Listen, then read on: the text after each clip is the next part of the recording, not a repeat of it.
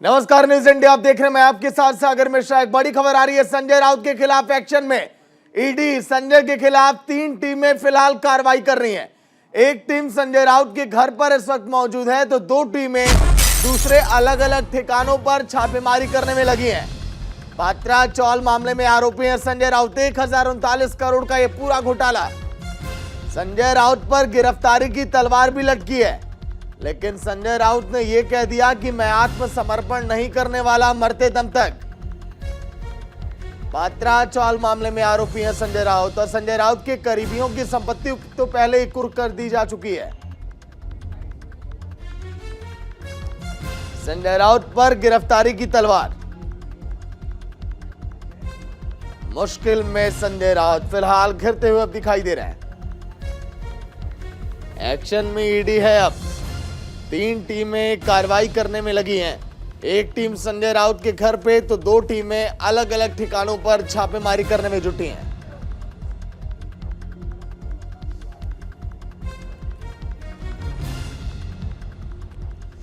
वहीं ईडी की छापेमारी के बाद देखिए महाराष्ट्र की सियासत जब गरमाई तो संजय राउत का ट्वीट भी सामने आया। संजय राउत ने लिखा कि झूठा सबूत और इसके साथ ही साथ मैं शिवसेना नहीं छोड़ूंगा, यह भी जिक्र किया संजय राउत ने।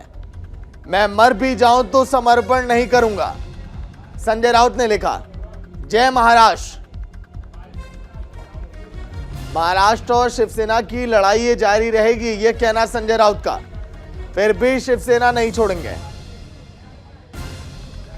झूठी कार्रवाई और तमाम इस तरह की बातें भी, झूठा सबूत। मेरा किसी घोटाले से कोई लेना देना नहीं है, या मैं शिवसेना प्रमुख बाला साहेब ठाकरे की शपथ लेकर कह रहा हूं। बाला साहेब ने हमें लड़ना सिखाया है। मैं शिवसेना के लिए लड़ना जारी रखूंगा, यह कहना संजय राउत का। शिवसेना जिंदाबाद, लड़ते रहेंगे। संजय राउत के ट्वीट में आप देखिए, जिंदाबाद लड़ते रहेंगे मतलब कि लगातार इसी तरह से हमला बोलते रहेंगे। ये भी इनका निशाना है कि एक तरफ जैसे ही हम सरकार में से गए तो हम पर तलवार लटक गई। शिवसेना जिंदाबाद। मुश्किल में संजय राउत, लगातार एक के बाद एक धड़ाधड़ ट्वीट, क्योंकि इन पर अब जारी है छापेमारी। आनंद दुबे प्रवक्ता शिवसेना की फोन लाइन पर पूरी जानकारी हम इनसे भी लेंगे। आनंद जी, स्वागत है न्यूज इंडिया में। नमस्कार सर, धन्यवाद। आनंद जी, क्या वजह है जिस तरह से छापेमारी और कई देखिए करीबियों की संपत्ति पहले ही जब्त की जा चुकी है? ईडी ने कहा कि जांच में सहयोग नहीं किया गया। पहले जब बुलाया गया था पूछताछ के लिए तब भी नहीं पहुंचे थे संजय राउत। देखिए, ऐसा है कि सत्य को परेशान किया जा सकता है, पराजित नहीं जी। संजय राउत जी को समन्स आया, 2 बार आया। उन्होंने अपने वकील के थ्रू लिखित में एक चिट्ठी लिखवाई ईडी के लिए कि पार्लियामेंट का सेशन चल रहा है, महत्वपूर्ण विषयों पर वहाँ चर्चा होती है, मैं जब ये सेशन खत्म हो जाएगा मैं जरूर आपके पास आऊंगा। लेकिन आज रविवार के दिन, जब सबको पता होता है कि सांसद शनिवार रविवार अपने अपने क्षेत्र में जाते हैं, चाहे राज्यसभा के हो चाहे लोकसभा के, ऐसे में सुबह 7 बजे ईडी की यह कार्रवाई, आपको क्या लगता है कि यह ईडी माने पूरे देश में इस समय संजय राउत से महत्वपूर्ण ईडी के पास कोई काम नहीं है? ऐसा नहीं है। यह विशुद्ध रूप से राजनीति है। भाजपा जब फ्रंट पर नहीं खेल पाती तब भाजपा ईडी को आगे कर देती है। उसका मुख्य कारण है कि संजय राउत समय मुख्य प्रवक्ता के साथ साथ बीजेपी पर जो प्रहार करते हैं वह बीजेपी को पसंद नहीं आता, सरकार को पसंद नहीं आता। सरकार चाहती है कि इनके मुंह को बंद किया जाए, इनको डराया जाए, धमकाया जाए। उसके लिए ईडी की रेड हो जाती है, 10-10 अधिकारी आ जाते हैं, जबकि क्लियर लिखा है कि पार्लियामेंट का सत्र चल रहा है। आप बहुत से लोगों को ईडी का समझ देते होंगे, 2 बार 4 बार लोग मिस कर जाते हैं, लेकिन आप उनके घर पर रेड नहीं कर देते। और ये तो सांसद है, इन्होंने तो लिख के दिया है कि भाई मेरा जेन्युइन कारण है, पार्लियामेंट का सेशन चल रहा है, मैं कोई अपराधी नहीं हूं, मैंने कोई गैर कानूनी काम नहीं किया है, जब मुझे समय मिल जाएगा मैं आपके पास आ जाऊंगा। बीच में संजय राउत गए भी थे, करीबन 7-8 घंटा 10 घंटा उनसे पूछताछ की गई। लेकिन अब जिस प्रकार की राजनीति चल रही है पूरे देश में, आपको बताने की जरूरत नहीं है। ठीक है, अब तो ईडी की रेड चालू है, अब ईडी क्या करती क्या नहीं करती उस पर सबकी निगाहें लगी हैं। लेकिन यह दुर्भाग्यपूर्ण होते जा रहा है कि जहां जहां गैर भाजपाई सरकारें हैं, विरोधक नेता हैं, उनके ऊपर ही कार्रवाइयां क्यों भारतीय जनता पार्टी के जो नेता हैं और ईडी में वो फंसे थे और आज वो बीजेपी में है, पहले किसी और दल में थे, उन पर कार्रवाइयां क्यों नहीं, उनके घर पे छापे क्यों नहीं? क्यों किरीट सोमैया पहले आके कह देते हैं कि 2 दिन बाद यहाँ रेड होगा? क्यों किरीट सोमैया कह देते हैं कि अब देखो ईडी वहां से निकली है, कल यहाँ पहुंच जाएगी? इसका मतलब कि बीजेपी और ईडी। आनंद जी देखिए, जब ईडी की छापेमारी हो रही तो किस तरह से बीजेपी हमलावर, एक बार दर्शकों को सुना दे, फिर उस पर भी आप अपनी बातें रखिएगा। वही शिवसेना के शिंदे गुट के विधायक संजय का क्या कुछ उन्होंने कहा, और लगातार देखिए इस पर राजनीतिक बयानबाजी भी अब जारी है, क्या कुछ प्रतिक्रियाएं आ रही है, सुनाते हैं आपको। संजय राउत को आखिर हिसाब देना पड़ेगा।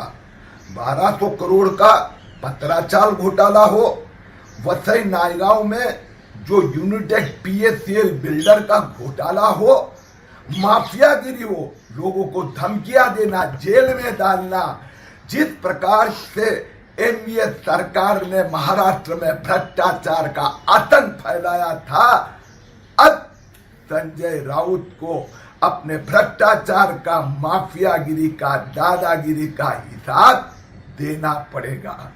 कर नहीं उसे डर किस बात का? यदि शिवसेना नेता ने कुछ गलत पैसों की धांधली नहीं की है तो ईडी अफसरों ने जब उन्हें जांच के लिए बुलाया 3 दिन पूर्व, वे क्यों नहीं गए? अफसरों के सवालों से बचने का क्या कारण? उनके पास सुबह, दोपहर, शाम पत्रकार वार्ता करने के लिए समय है, पर ईडी के अफसरों के सवालों का जवाब देने के लिए उनके पास समय नहीं है। क्या देश इस बात की सच्चाई नहीं जानता? यह बदला हुआ भारत है। इस भारत में नेता हो, अभिनेता हो, उद्योगपति हो, छोटा हो, बड़ा हो, कानून के सामने सारे समान हैं। कानून अपनी कार्रवाई करेगा। तो चलिए, शिवसेना के नेता आनंद जी बने हुए हैं फोन लाइन पर, जिनसे हम लगातार बातचीत कर रहे हैं। आनंद जी, आपने सुना बीजेपी किस तरह से हमलावर है, लेकिन इस बात का भी जवाब तो दीजिए कि आखिर लगातार प्रेस कॉन्फ्रेंस, बड़ी बड़ी रैलियां भी देखिए की जा रही थी, उस बीच में चुनावी जिस तरह से लगातार राजनीतिक हलचल भी हम देख रहे थे, लेकिन पूछताछ में आखिर शामिल क्यों नहीं हुए? वजह क्या इसके पीछे है? प्रेस कॉन्फ्रेंस करने में तो 7-7 मिनट, 10 मिनट लगता है, आधा घंटा लगता है। रैली करने में चलिए 1 घंटा लग गया। उससे ईडी का क्या लेना देना है? जब ईडी को हमने लिखित चिट्ठी दे दी कि भाई साहब, हम एक सांसद हैं, पार्लियामेंट का सत्र चल रहा है, हम अभी अवेलेबल नहीं हो सकते, हम कोई अपराधी नहीं है, देश छोड़ के भाग नहीं रहे, आपको सहयोग करेंगे, जितनी बार आप बुलाओगे उतनी बार आएंगे।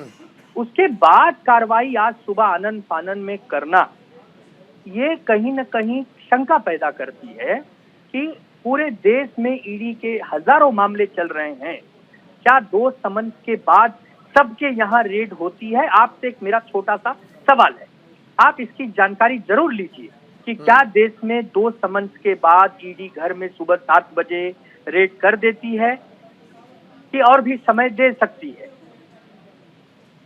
भाई, मैं नहीं समझ पा रहा हूं कि यदि कोई नियम कानून अगर सबके लिए है तो एक व्यक्ति को क्यों परेशान किया जा रहा है खाली इसलिए कि वो थोड़ा ज्यादा बोलता है आपके खिलाफ? ऐसा अगर है तो ये तो बदले की राजनीति हो गई। आज मतलब जहां जहां आप चाहते हैं कि लोगों का मुंह बंद कराना हो, भाई ईडी भेज दो, इनकम टैक्स भेज दो, सीबीआई भेज दो, और उसमें से अंत तक सजा में कितनी बदल पाती हैं उसका परसेंटेज तो पता ही नहीं चल रहा। 2, 3, 4%, मतलब 100 लोगों को पकड़ रहे हैं, 5 लोग को सजा हो रही है, 95 छूट जा रहे हैं। इसका मतलब कि पकड़ लो, लोगों को पकड़ के पहले डरा दो, जो डर गया वो डर गया, जो बच गया उसको बाद में देख लेंगे। अब इस प्रकार की अगर राजनीति चालू हो गई तो इमरजेंसी से भी बुरी स्थिति है, सिर्फ इसका थोड़ा सा। लेकिन आनंद जी, आप भी लोग ये भी आरोप लगा रहे थे कि कुछ ऐसे भी नेता थे जो जब सरकार बदली वहां पर तो बीजेपी खेमे में शामिल हो गए, सरकार उनके साथ मिलकर बना लिए, ईडी की तलवार तो उन पर भी लटकी हुई थी। अरे भाई, तो वही तो कह रहा हूँ कि प्रताप सरनाईक हो, यशवंत यादव हो, और भी 2-4 लोग हों, भाई अब वो लोग अच्छे से सोते हैं रात को, सुबह 7 बजे ईडी नहीं जगाती उनको। ईडी को मैसेज है कि भाई ये अपने लोग हैं, इन्हें संभालो, और वो दूसरे लोग हैं, दुश्मन हैं, उन्हें जरा परेशान करो। ये तो छोटा बच्चा भी समझ जाएगा सर। चलिए, शुक्रिया बातचीत के लिए न्यूज इंडिया में आनंद जी। धन्यवाद।